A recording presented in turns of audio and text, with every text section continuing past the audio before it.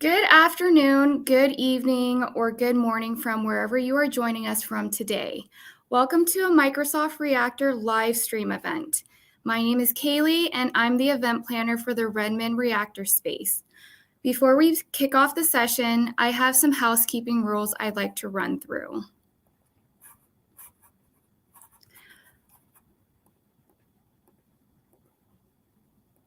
Sorry about that. Please take a moment to review our code of conduct.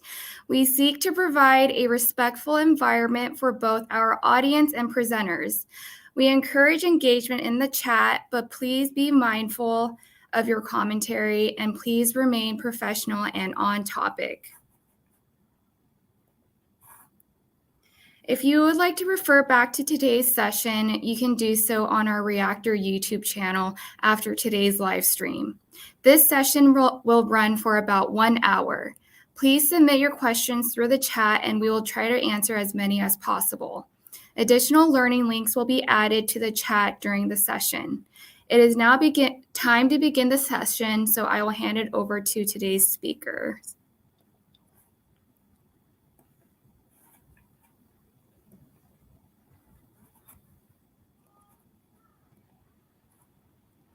Hi, Baltic. Hi, everyone. Hey, Aisha.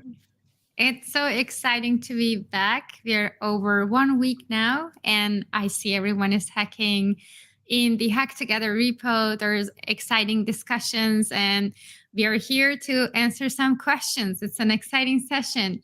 So thanks, everyone, for joining the session. We are here with the experts. They're not on screen yet. We want to give you a brief information about Hack Together. If you're new, don't worry about it. We will just give you a brief info and we will guide you where you can learn more.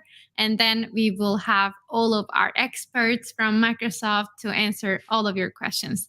Today's agenda, first off, we will cover the overview of Hack Together. It's not going to take long, but we will give you all the required information. And then we will have the Ask the Expert sessions and get to know Microsoft Graph team a little better. So, Waldek, what are we doing today? And the overview of Hack Together, can you ramp up quickly about Hack Together and give us more info? Totally. Right. So we started the hackathon last week on March 1, and we started that with a keynote, right? Where we saw Scott Hanselman and Nina Arenas show us what Microsoft Graph is and why would you use .NET to build apps connected to Microsoft Graph. So what you can do, what you can achieve, and what data you can get from the Microsoft Graph. And then the next day on March 2, we saw how you can use the different tools like Graph Explorer to explore the data that is on Microsoft Graph and how you can bring the data then next to your first .NET-based app.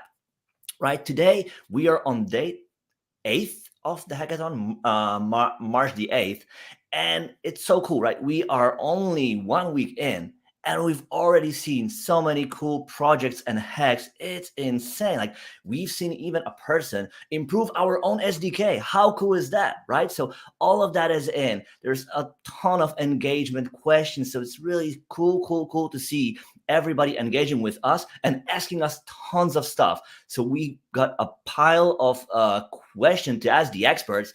And if there's anything more, please use the chat to ask them. We've got some great folks for you here today live who are here to ask anything you would like to ask about building apps using Microsoft Graph and .NET. First things first, though. We mentioned it is a hackathon, right? And it wouldn't be one if we didn't have some cool prizes for you to get. We said we started the hackathon last week on March 1.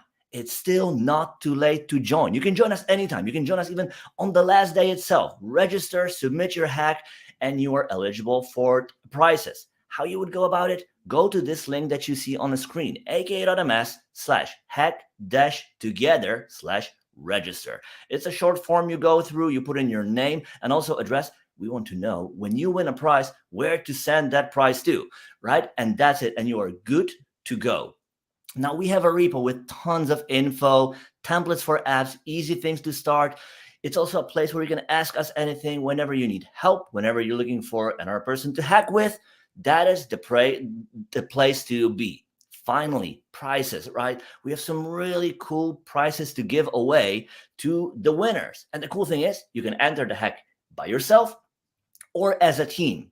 And if you join the hackathon as a team up to 4 people, everybody on the winning teams will get the prizes you see on the screen. So it's really worth your while, not to mention you will learn a thing or two that you might be able to use for work. How cool is that? So with that, that summarizes the recap. I guess it's about time to hand it over to our experts who are waiting here for us to ask them the questions you asked them. Awesome. Let me bring everyone in. Hi, everyone. And I'm going to remove our slides. Yes, we are so crowded today, but it's good to have lots of experts so we can answer so many questions. And I removed the slides, but actually we want to have some intro from our team because we want to get to know the Graph team and also .NET Advocacy. Let me have the slides my back screen. in. Perfect. Yeah, so before jumping into the questions, let's have our experts introduce themselves. So, hello everyone. My name is Maisa Hissi. I was here with you in the last session we had in the Hack Together. For those who are watching live today, I'm based in Brazil, and I work in the Microsoft Developer Experience team in the Microsoft Graph product.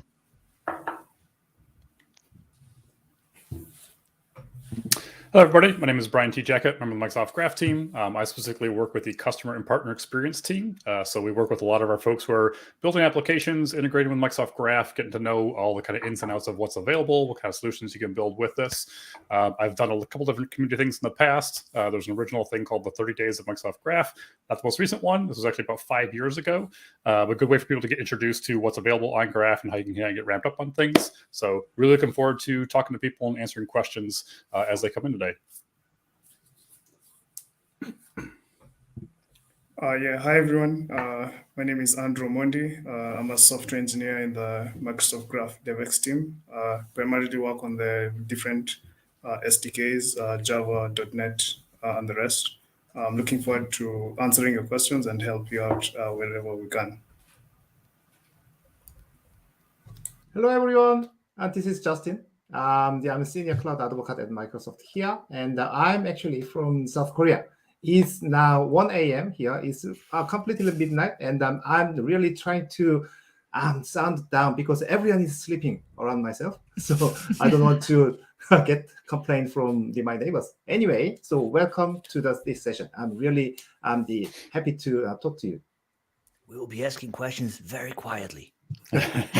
This is pretty cool. We shared where we're joining from. You see, we have a team across the globe. I'm joining from Dubai and Waldek is joining from Netherlands. We have a coverage of Asia and Americas, and everyone is covering one region at least. We want to learn where you are joining from in this session. Please put it in the chat. We want to see who is listening this conversation from which country. We want to get to know you as well, what you are doing in Hack Together. If you're a part of it, what is your project? Let us know more in the chat. So, shall we get started? Definitely. All right. I think the first question, Aicha, is actually to you. So someone asked, can I submit more than one project? Definitely, they can submit more than one project. That's a good question, actually. If you have more than one project with .NET SDK, we don't have any rule or limitation about number of projects. As long as you're consuming Microsoft Graph .NET SDK, feel free to submit your projects and you might get a better chance of earning more prizes, maybe. That's a cool idea. Who knows? So I see another question. I will direct it to you, Waldek, and then we can jump into the technical questions. Is it okay if, let's say, I joined the hackathon and my teammate joined the hackathon today, like 8 days later? Is it okay to register 8 days later? Definitely. You can join us whenever you want, as long as you submit your app by the end of day, March 15, Wednesday next week. You can join anytime. hack away, submit your hack, join us, let us know, show everybody what you've built, and we're excited to see your hacks. Awesome.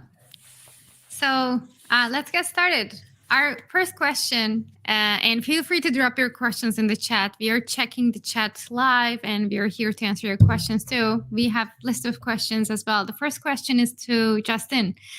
Justin, can we log into Azure portal with personal account, or do we need school or work account to use Microsoft Azure? That's really good question, actually. So the simple answer is yes, you can. So as long as your personal account is Microsoft account, then you can log in with Azure portal. But remember this, being able to log in to Azure portal doesn't necessarily mean you can use Azure. So you need to have Azure subscription associated with your personal account. Awesome, cool. And do you know if Azure give any free credits for the new users? And if, let's say, we are trying something out, can we have some free subscriptions for the first time? Mm-hmm. Yeah, that's correct. So when you sign in to Azure, then with your new the Microsoft account, you will be able to get the free credits, about $200 or something. So that's for enough to try. But also, again, remember that you need a credit card details for the identification purpose. So if your credit card was previously used, I don't think you can use that card again. So try another credit card to avoid some sort of confusion. Perfect. All right, next questions are actually for Brian. Brian, we just heard that you could use personal account, right? If you wanted to use Microsoft Graph for personal account, do you still need to create an AAD app? Excellent question. So yes, you can use Microsoft Graph for kind of non-business scenarios, whether it's kind of for personal, for work, or for school kind of things. You do still need to have an Azure AD application for that. So you'll still go through the same types of set up the application. You'll still go in and set up the different types of permissions or the consents that you want to have for that. Do you have access to your files? Do you have access to your calendar? Do you have access to other kind of things like that? So those will still be required, whether you're doing this for excuse me, work and school, or if you're doing it for personal uses as well. Perfect. And there was another thing. So thinking more about Auth, what kind of accounts can you also use? Can you use ADFS, which is a lot of used a lot in the enterprises, or do you need to have AAD account? Good question. You do need to have an Azure AD account to be able to log in with this. If you have ADFS, which is Active Directory Federation Services, typically this is for on-prem scenarios where I have, my enterprise, and we're going to federate basically with the cloud in terms of my account exists here and in the cloud. That used to be an option for doing different kind of things for SharePoint or for Exchange or things like that.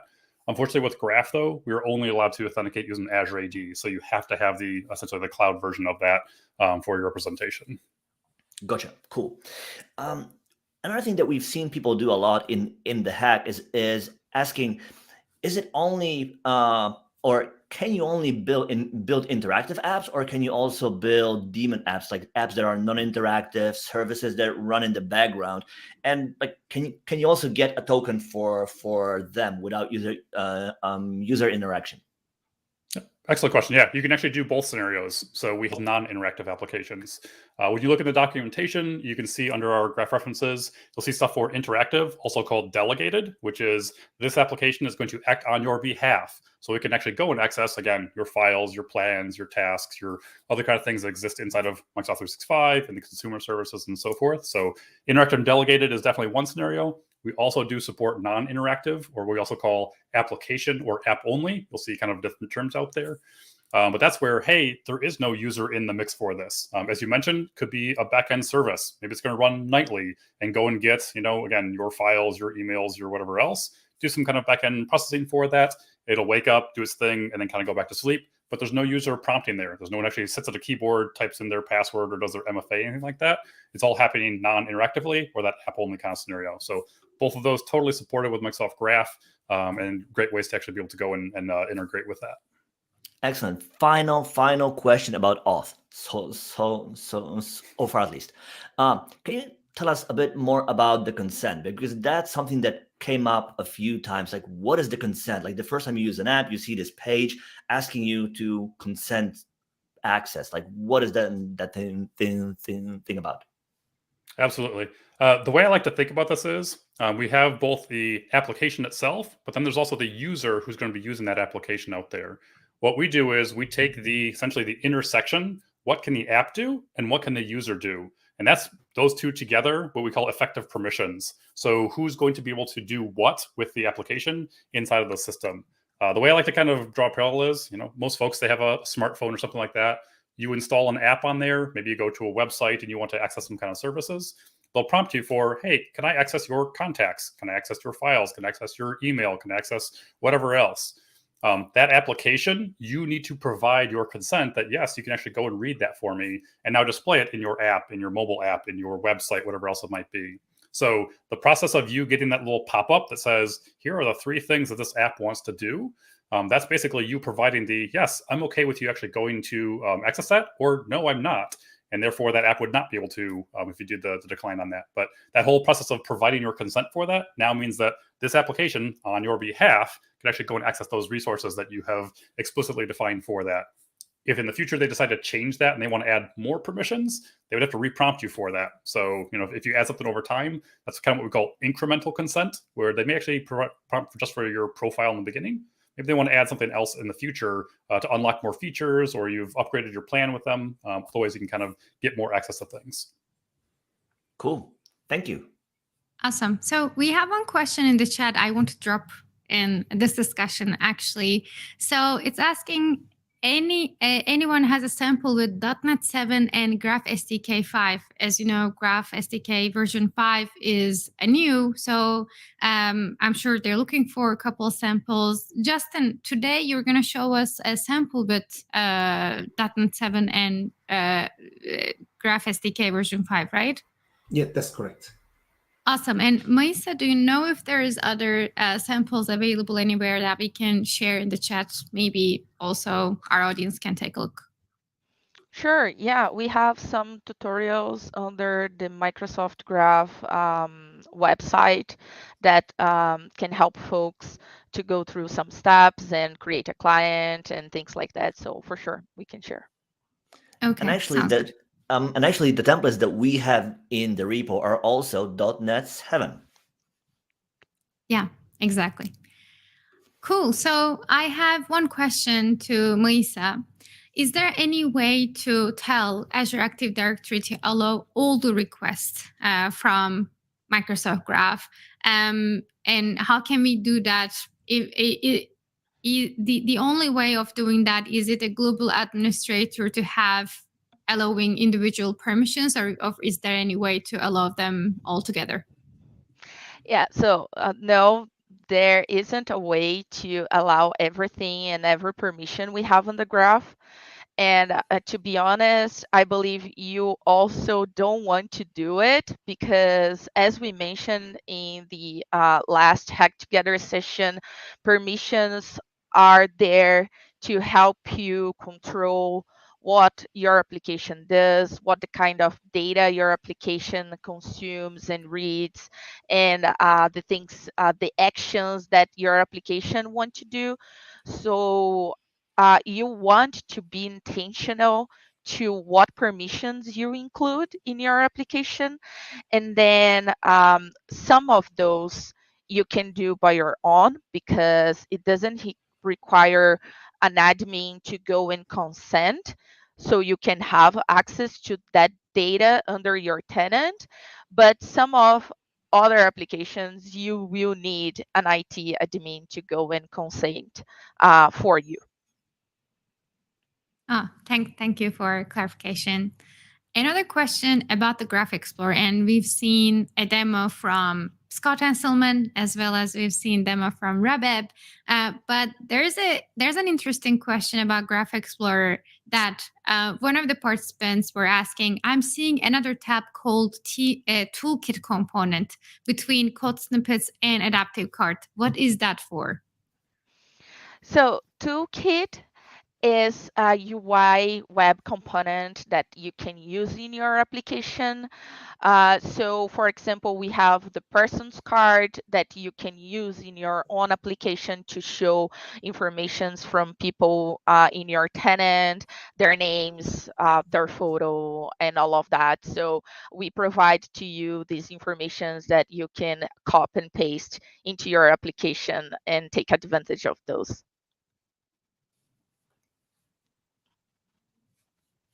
Awesome. Cool. Thank you, Maisa. Perfect. Yes. So let's move to another one. Going back to Brian.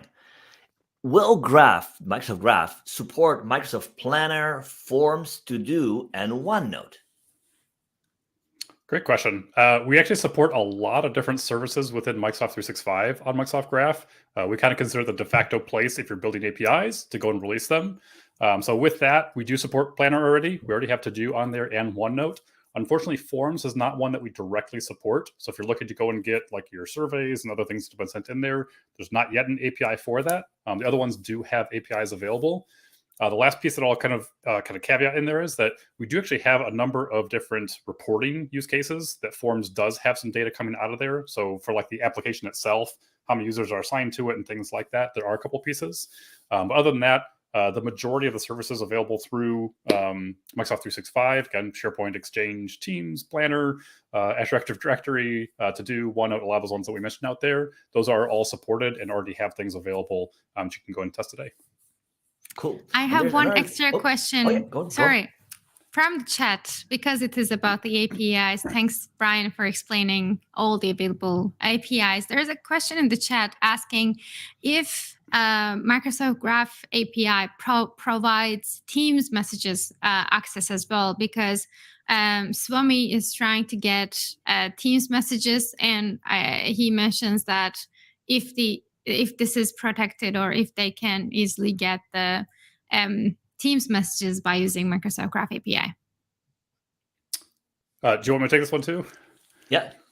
Excellent. Yeah. So yes, we do have support for Microsoft Teams, and you can get access to a lot of different endpoints for that, whether it's the Teams themselves, the chat messages, the configuration of apps, and so forth. One thing you may notice is there are a few small subset of those Microsoft Teams APIs that are what we consider protected APIs. And it's mainly around the sensitivity of the data itself. If you think about it, I'm having a conversation with Waldeck, with Aicha, with Maisa, and so forth. Some of that content that's in there, that might be confidential information because it is essentially basically the chats that I'm having with that person or with a group of people. So we do have an extra layer of, can insert some security on there. We do ask that people fill out, there's a protected APIs form. And that is specifically for those subset of Teams APIs to make sure that they're being used for the proper purposes, and that will basically list those apps to then go into those APIs. So if you take a look at our documentation, we'll try and find a link that we can put into the chat window for this. But if you fall into that category, there is that form that you can fill out. We've got a pretty quick turnaround on that, usually within less than a week or so, to be able to get that approved and going forward. But for most cases within Teams, most of those things are fine to use just by themselves. It's only when you're trying to say, give me every single chat message in the entire tenant, that kind of level of access, where you're going to have some additional kind of security things to make sure for. We have another question in the chat about Planner. I also want to ask this, not sure who can answer, but is there a way to set up a webhook for a Planner checklist item being ticked?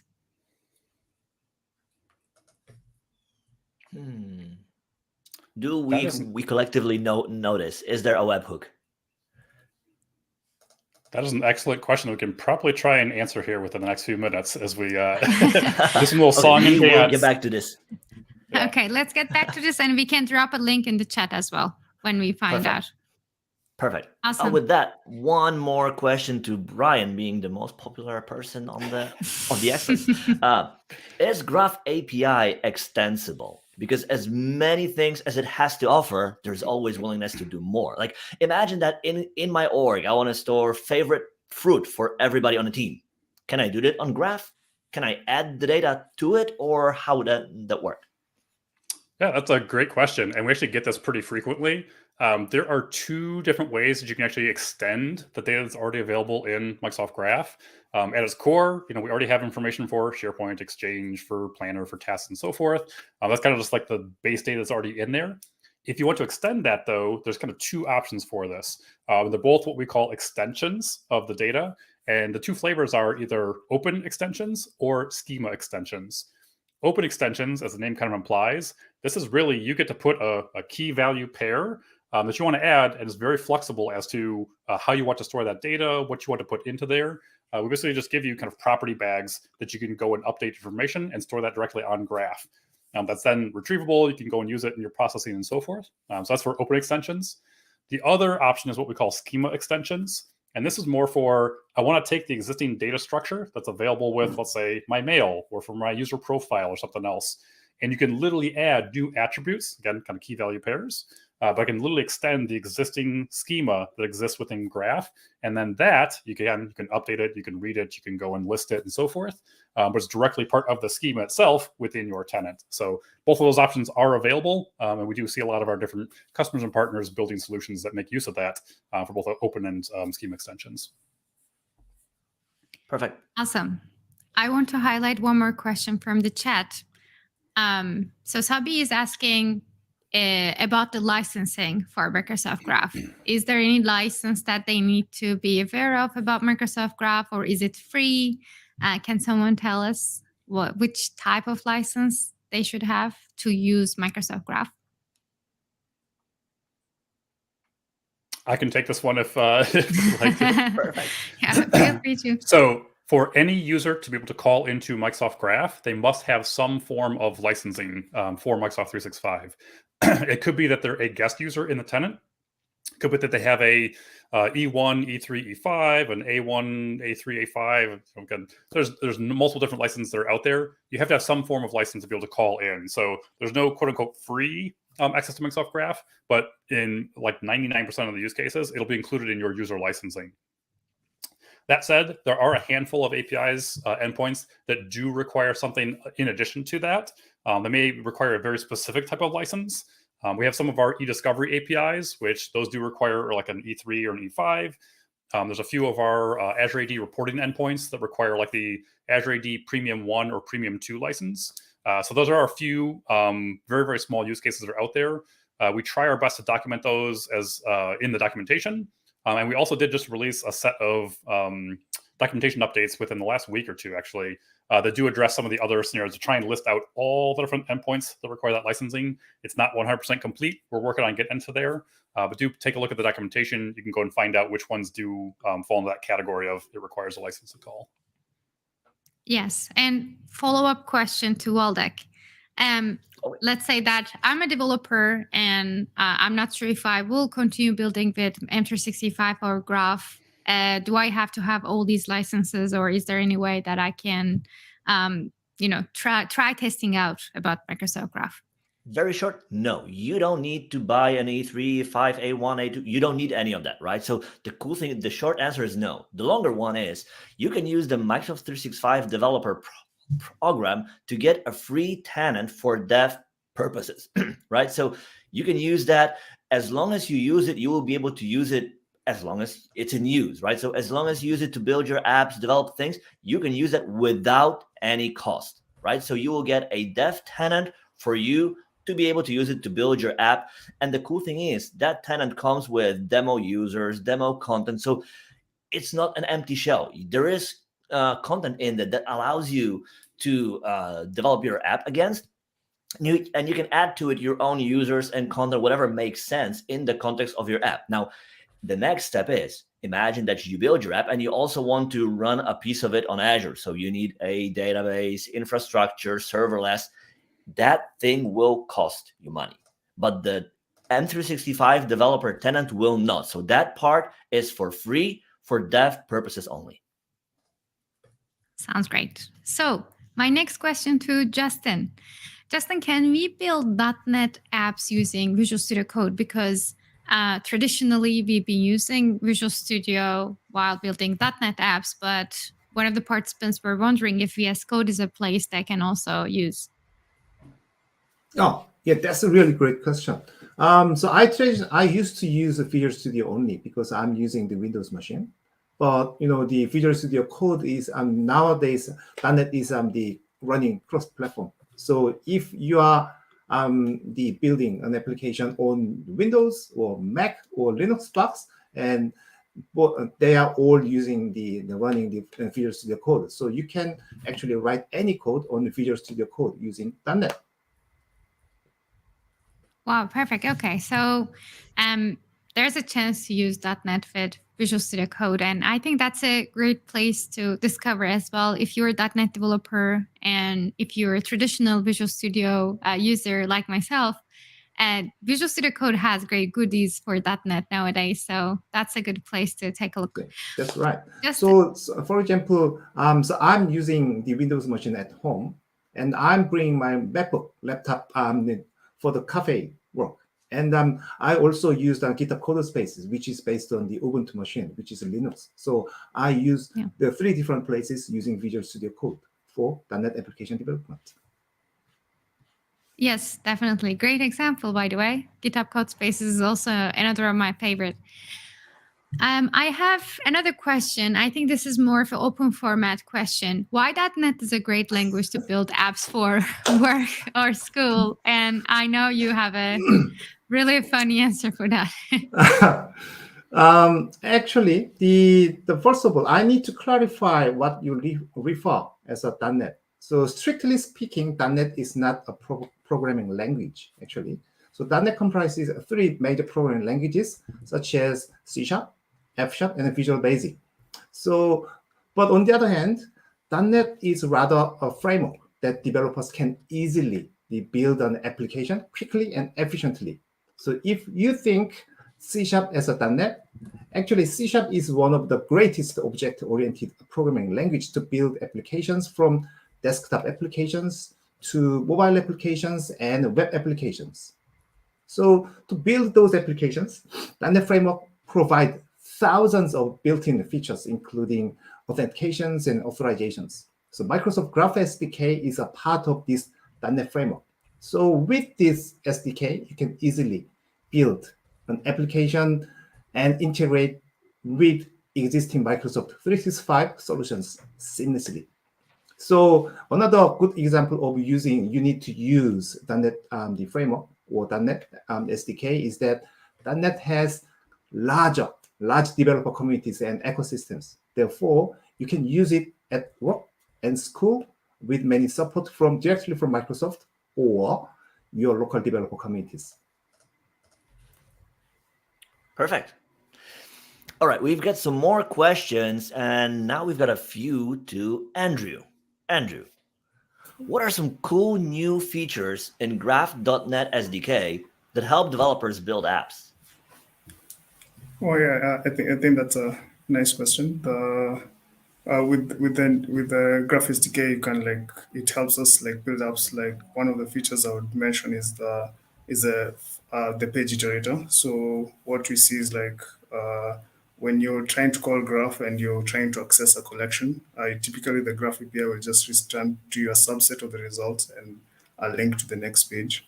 So using that, you could probably take that and use the page iterator so that it keeps on invoking and fetching the next results that are coming for you over and over until you get to the end of all the data that you want. So if you're fetching messages or you're fetching the list of users in your tenant, you could probably use this feature. It also allows you to pass in custom actions so that on the processing of each item, you could probably maybe send the data over to a data store or write it to a file, and allows you to integrate those custom actions. The other maybe cool feature I'd mention is that in the event of uploading large files, the SDK is also has a feature what we call the large file upload task, where you can probably pass in a huge file. You're trying to upload a large file that's gigabytes in size to OneDrive. It will split the file for you and slowly and surely in small chunks send it over to OneDrive, and you'll be able to get that done for yourself. Cool. So these are like two great features that makes it so much easier for you as a dev when you want to deal with big files, or you want to get a lot of the data from Graph, like making it easier for you so that you don't need to get in business in building requests and parsing responses and sticking things together and breaking them apart. No, you can just focus on building your app and solving the problems for the customers, as opposed to plumbing and reinventing the wheel, right? So that is a cool thing to keep in mind. And then another one, someone asked, is .NET evolves over time, right? We are now I think, in preview of .NET V8. We are now on LTS V7. So how does the new Graph.NET SDK makes use of some of the recent investments in .NET? Yeah, so with regards to the recent investments, you could probably, one of the things I'd mention is the .NET multi-app platform, UI, MAUI. So with the new version of Graph SDK, you can use MAUI to probably build apps across various platforms on Android, Windows, macOS, and the rest. So with this, it makes it easier for a user of the SDK to deploy one single source code and make calls to Graph, whether it's from a client app or wherever. The other thing maybe I'd also mention is right now, for the sake of also developer experience, the SDK also takes advantage of like nullable reference types. So you can't be able to have like less error prone code because now you have that information of whether or not something can be null or it can't be. So to reduce those null reference errors. We also do take advantage of like system.text.json for serialization, which is a recent .NET investment, and it makes the whole serialization and deserialization process faster, and it's also part of the entire .NET framework. Very cool. Yeah. Cool. Definitely very cool. So a couple questions from the chat. I think Moisa can take this. Does Graph Explorer show all available endpoints, or can I find more information somewhere else? Yeah, so Graph Explorer has a sample tab that you can see some samples, as the name. So you can see some of the endpoints that we have. You can call some of those using the demo tenant that we have for you in the Graph Explorer, or you can log in into your account and get data from your own user. But we do have the Resource Explorer tab, which is new, that you can see all the endpoints and all the resources that are available in Graph. So yes, you can see everything that is available in Graph Explorer in this resource tab, and you also can access the Microsoft Graph documentation website that you can go over all the endpoints, and you can see all the documentation around the APIs that we have there, what you can accomplish with those, and also see code snippets that we have there, and how you can use that endpoint to call in your application. And of course, C#, it's one of the languages that you can see both in Graph Explorer Code Snippets tab and in the API reference documentation. Awesome. Thank you, Moisa. And one tricky question to Waldek. Can I submit a project I've completed before the Hack Together event? That's tricky. It depends. If it's 2 days before, yes. If it's 2 years, maybe it's a little bit too old. Right. So yes, give it a try. If anything else, it's a great way to inspire others and share your ideas and maybe get feedback and suggestions to how you would modernize it, right? So share away. Let's give it a try. Who knows? You might have a winning hack. Awesome. So my next question is for Justin. Justin, what's your favorite hack with .NET and Microsoft Graph? I know you have something to show us today. Ooh, that's my favorite part. So, so can I share my screen? Sure. Totally. Yes. Yeah. So this is the blog post that I wrote in 1.5 years ago, and that uses actually .NET 5 and Graph SDK version 4 or something, so which is quite old. So, and it uses Blazor WebAssembly and Azure Static Web App, and it is calling the Azure Functions backend API to make make the Graph API call. So, so it's as I said, it's old. So I now changed, updated into a new one, the one. So this is the one. So I will share this the GitHub repository here. So you will be able to see this one. So it's basically use Blazor WebAssembly, which is hosted on Azure, the static website as a hosted the static web hosted Blazor WebAssembly application, which is calling the backend API. Backend as a functions API, that as a functions API actually calls Microsoft Graph, the API. So what I'm trying to do is that, so let me share. So this is the Visual Studio Code application. So when you host this application and onto this Blazor WebAssembly application onto the Azure Static Web App, and actually Static Web App uses easy auth authentication. So you don't have to worry about the implementing all those the complicating the auth scenarios here. But there is one the the question here, because the easy auth uses only stores only your email address as a login information, but that doesn't necessarily mean you belong to a certain tenant. So there's no it doesn't say anything about where your tenant is and where your application is actually hosted, or which tenant you are calling Microsoft Graph API. So it really undercomplicated because you only have the email information. So to understand which tenant you are you belong to, then you need to call the Graph API with some the client ID and client secret using the client secret authentication process. So this is actually the one. So when you see the client principal, which is this is a backend Azure Functions API application. So when the Blazor, the static web application calls the backend the Azure Functions API, it sends a request header keys in x-ms-client principal, and it actually contains these values like identity provider, the user ID, user details, and user roles. That user details is actually pointing to your email address, and nothing there. So there's no tenant information. There's nothing. So we have to rely on this email address and call your like a profile data by calling the graph Microsoft Graph or something like that. So this is this code is what actually doing. So initially, in version 4, it uses a different approach. But in here, we use simply the newer version of the version 5 of Graph API uses client secret credential from the Azure.identity and NuGet package. So which is way easier and way intuitive than before.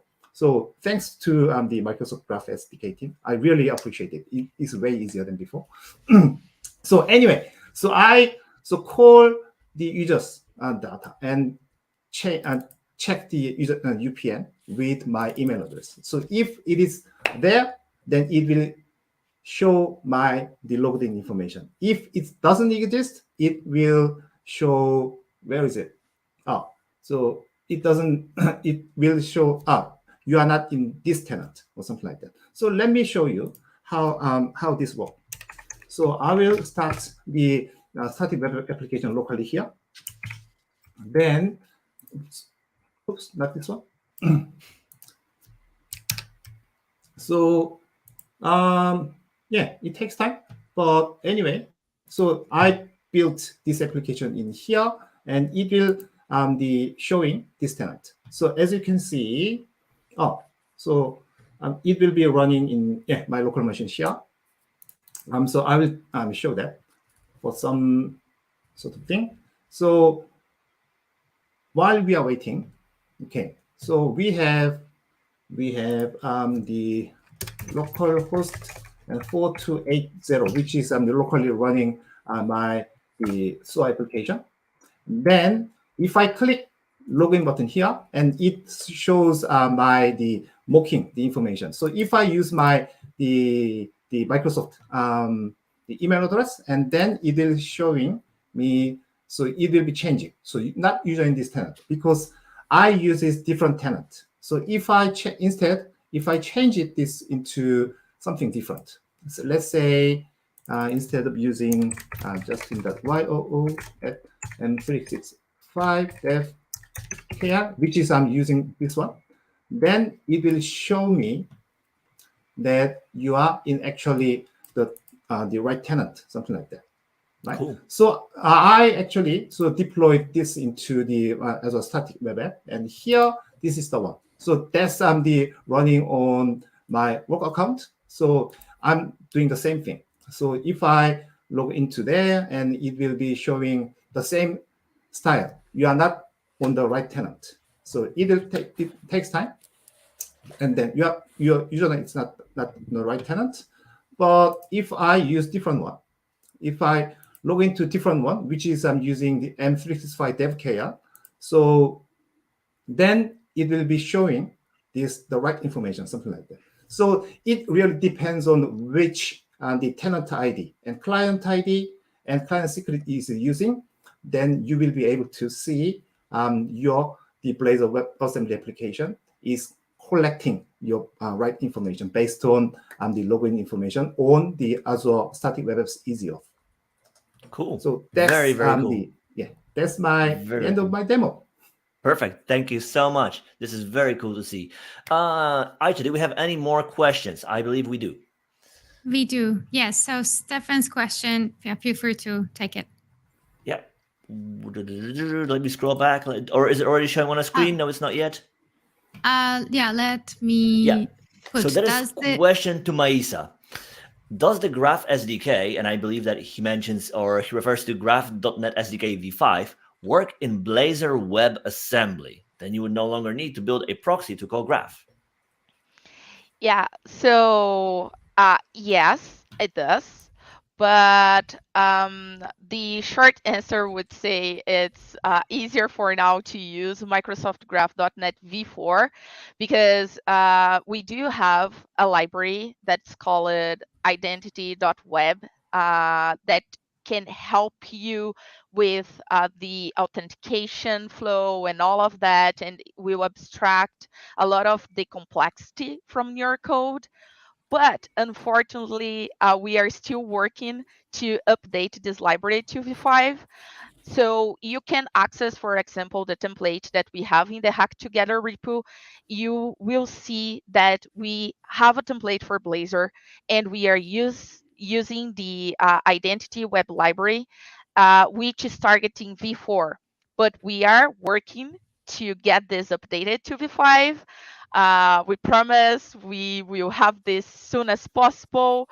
But if you want to, you can go and use .NET v5 directly and build and abstract all the code that you need and use v5 to build a Blazor application. Thank you, Maisa.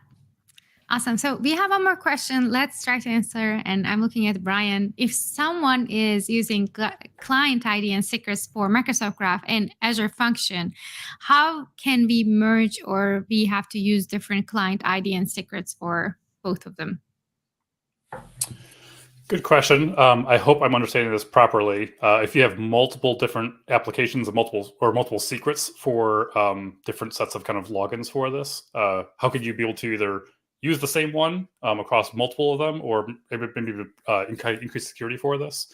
I'll say when you authenticate with Microsoft Graph, there are kind of two options for doing that authentication check on there. One is with client ID and secret. The other is with client ID and a certificate. ID, just think of this as like a cryptographically long type of password that the app is going to use to log into that. You can actually have multiple client secrets that are assigned to the same application out there. And you may actually distribute those to different sets of users, different applications, and they might have different life cycles for them too. One might be only valid for 30 days, while one's good for 2 years. Really depends on like what type of security you're trying to put in place, what type of segmentation or kind of key rotation for this. The nice part is that we're completely using Azure AD behind the scenes to manage all of this. So it does support the ability to create a key and then create another key and then create another key. You don't have to update that in your application until you're ready to go and do that. We kind of call this key rotation or credential rotation. So it's a good idea that, hey, if one expires in 30 days, how can I flip over to the new one? Well, go and create it ahead of time, then put it into the application when you're ready to actually go and update that. So in terms of merging keys together, totally possible to do that if that's what you want from a security standpoint or from the authentication standpoint. So I hope I'm understanding the question correctly. If not, please feel free to put it into the chat and we can try and help answer that. Yeah, so let me take another take on that. That might be what the person meant. So imagine that I have an Azure function secured with AAD. And then in the function, I want to call graph. Can I do it in one go, or do I need to have a separate AAD app for the function and then another one to do app only to graph? Or can I do it in one go, like you're using one AAD app for both and then have end-to-end flow? Good question. I know there is the capability of what they call managed identities, where you could literally say, my function, it has its own identity literally within inside of Azure AD. I actually haven't looked in to see what's the latest on that, if we support managed identity for logging into Microsoft Graph. That would be where I would start to look, at least from a starting point. And that way you could say that, hey, the function is going to spin up and run and do whatever it needs to. The function itself has an identity that they can then go and access things on my behalf within the tenant. So unfortunately, I don't know off the top of my head, but that's where I would start kind of looking from a research standpoint. Perfect. Thanks, Brian. So there's one follow-up question from Stefan to Maisa. If I want to use V5, .NET SDK V5, do I have to handle getting the token myself?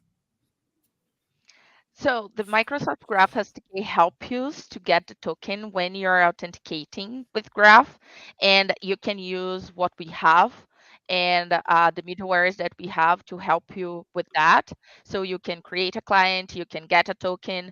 We are using identity libraries to authenticate under the covers. So you can take advantage of what we have in the .NET V5 to get the token, authenticate yourself, and build your application. Perfect. And I see another question in a chat. Can I call the Graph API from an Office add-in? Who wants to take that one? If no one else, I will. 3, 2, 1. Anybody? Go ahead, yes, you Walter. can. You can, right? So in Office, you could build already Office web add-ins for a long time. I think 7 years or so, and already. So for all that time, you were able to call the Microsoft Graph and get the data from there. I don't know the latest state about the latest Microsoft Graph JavaScript SDK and how would that work in there, but like overall, the ability is there. Yes, you can call the Microsoft Graph basically from any type of app, whether that's an Office add-in, SharePoint web part, mobile app, serverless, whatever app you would build on whatever platform and language, you can call the Microsoft Graph. Thanks, Perfect. Alex. With that out of our way, I think it's time to get back for a minute or two, maybe to our hacks. Brian, you are not on the list. What is your favorite hack with .NET and Microsoft Graph? And you can pick only one. I will actually pick a pet project of mine that I worked on with one of my teammates, Jason Johnson, who does a lot of our content development stuff. Last October or so it was, I think. We actually wanted to see, is it possible to put together .NET Interactive, so actually now called Polyglot Notebooks, together with Microsoft Graph. And turns out that actually, yeah, we put together a prototype to go and do this. The idea, if you're not familiar with the Polyglot Notebooks and the kind of Jupyter Notebooks scene, you can actually have these notebooks, usually for data science stuff. But what they do is you can have markdown text alongside runnable code. So think of it almost like taking the Graph Explorer, kind of the snippets that are in there, but make those runnable literally inside the browser. And so what we have put together, at least now, is there isn't a preview version of an extension where you can have a .NET Interactive notebook and have Microsoft Graph SDKs, for now just the .NET one, but you can actually run that directly inside of there, and it'll handle a whole bunch of the auth plumbing code for you and kind of the back-end stuff. So you could literally copy-paste snippets from Graph Explorer and have them runnable in your own local notebook. So We'll put a link to that here in the comments. But that's my favorite hack right now for .NET and Graph together. That sounds very, very cool. Yeah, and I can't wait to see it in practice because it sounds very, very cool. Like as you say, the ability to have runnable code in the browser, where it's like maybe next to docs, or maybe there's a piece of code you want to run and you just want to see it work without standing up a new app, doing auth, like just see this thing work. Like, that is perfect. Yep.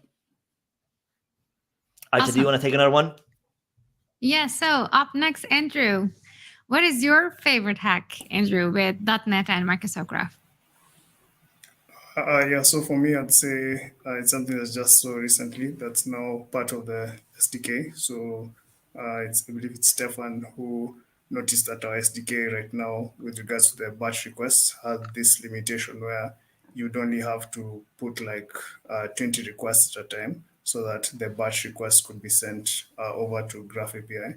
So the contribution involved removing that limitation, and now the SDK users with the newest release can now put in as many requests as they can, and then the SDK now will automatically handle that limitation from the API end and let you just get the responses without worrying about whether or not you need to slice everything up.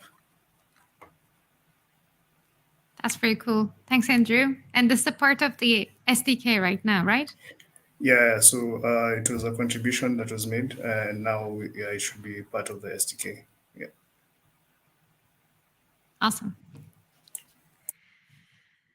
And I think we only have Maisa left, right, Waldek? Yes. What is your favorite hack? I'm curious. Like the bar is really high now.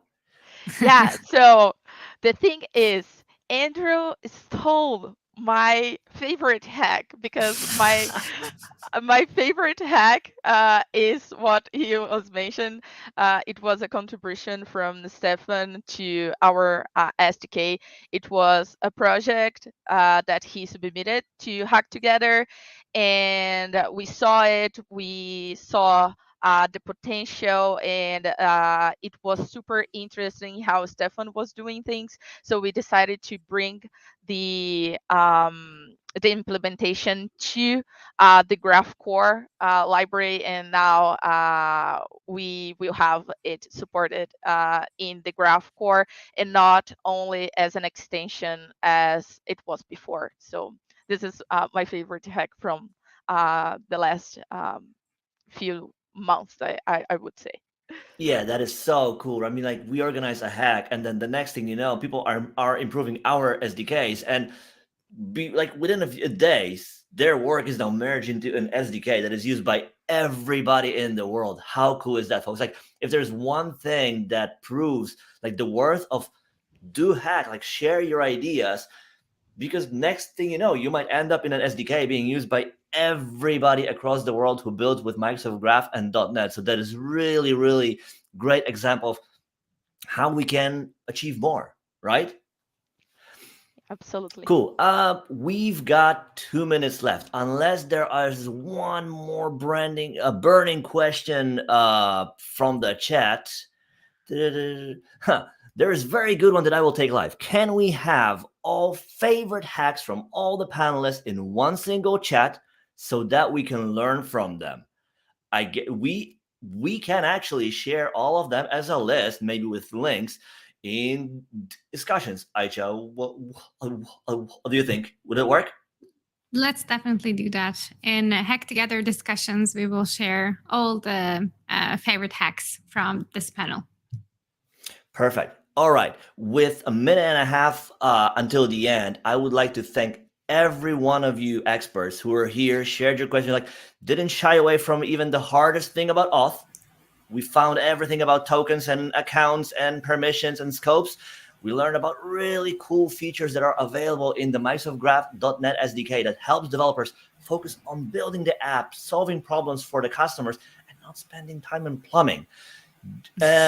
Right, so it's really cool to learn about all of that. So thank you all, Justin, especially to you, because it's, I think, 2 a.m. for you now. So really super thank you for being here and helping us help everybody in a hack. With that, can we share my screen, please, for just one more slide? Excellent. Yes. So as we already said a few times, and we will not stop saying that, it's not too late to join. You can join us anytime before March 15. Join whether alone or as a team. Submit a hack. Any hack is okay as long as it uses .NET and the Microsoft Graph .NET SDK. You qualify to win some of the cool prizes that we have to give away. Submit your hack by March 15, and who knows, you might be a winner. So with that, thank you all once again, and see you on GitHub. Thank you, everyone. Thanks, Thank you. everyone. Bye. Bye-bye. Bye-bye. Bye.